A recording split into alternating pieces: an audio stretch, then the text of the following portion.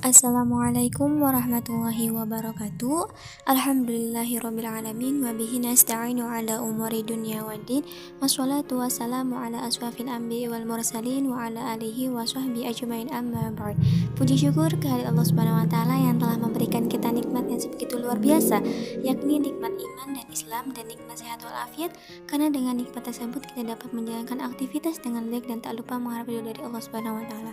Shalawat serta salam marilah kita lantunkan kepada Nabi Muhammad SAW, dan semoga terlimpahkan pada baginda Nabi Muhammad SAW, kepada keluarganya, sahabatnya, pengikutnya, dan kita semua sebagai umatnya yang semoga mendapatkan syafaat di yaumil akhir. Saya hormati kepada Ibu Mutahharah MPDI selaku dosen pengampu mata kuliah Manajemen Pendidikan Agama Islam luar sekolah, yang semoga selalu diberikan kesehatan dan selalu ada dalam lindungan Allah Subhanahu wa taala.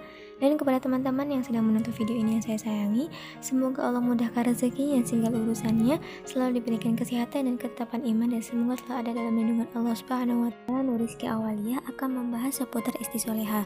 Mungkin di telinga teman-teman tidak asing lagi ya mendengar kata istri soleha. Ya, kata ini pasti pernah kita dengar atau diucapkan ketika kita sedang menghadiri sebuah acara pernikahan.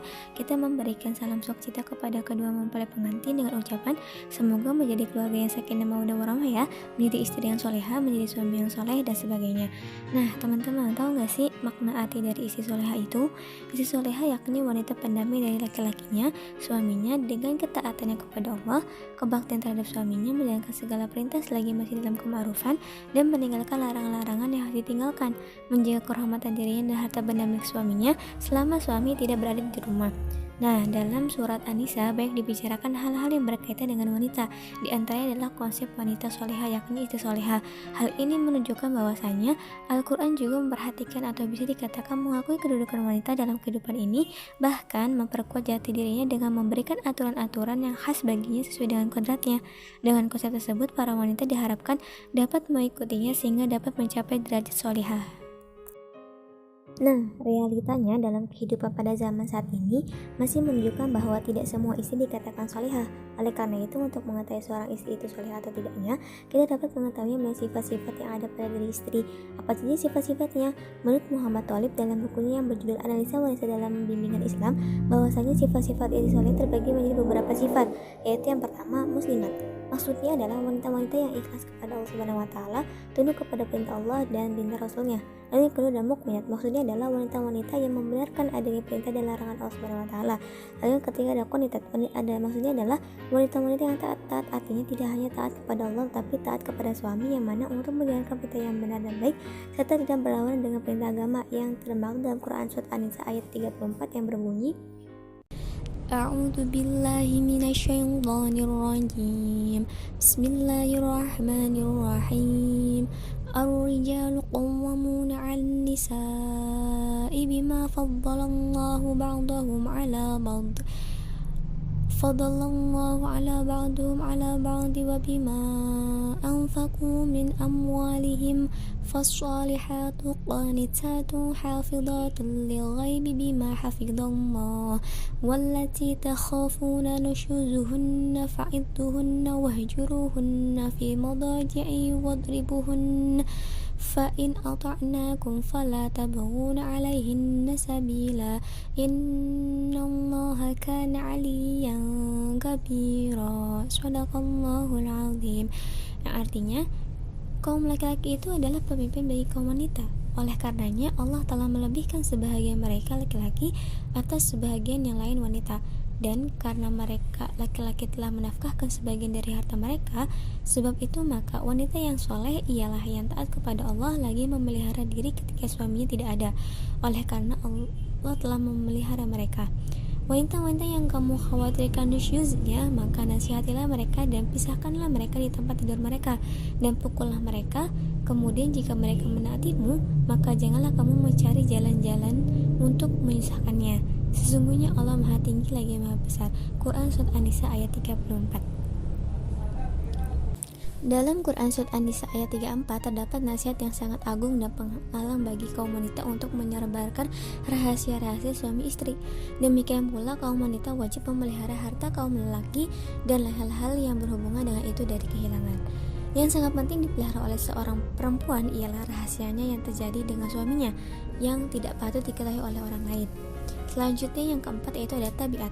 Maksudnya adalah wanita-wanita yang selalu bertaubat dari dosa-dosa mereka, selalu kembali kepada perintah perkara yang ditetapkan Rasulullah SAW, walaupun harus meninggalkan apa yang disenangi oleh hawa nafsu mereka.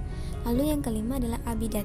Maksudnya adalah wanita-wanita yang banyak melakukan ibadah kepada Allah Subhanahu wa taala dengan mentauhidkannya, karena semua yang dimaksud dengan ibadah kepada Allah Subhanahu wa taala dalam Al-Qur'an adalah tauhid menurut Ibnu Abbas rahimahullah. Lalu yang keenam ada syaimat. Maksudnya adalah wanita-wanita yang berpuasa. Yang terakhir adalah hafizatul ghaib. Maksudnya adalah wanita-wanita yang memelihara diri di belakang suaminya. Menurut penjelasan dalam tafsir Al-Maraghi, bima hafidullah ini berarti disebabkan Allah memerintahkan supaya memeliharanya, lalu mereka menaatinya dan tidak menaati hawa nafsu.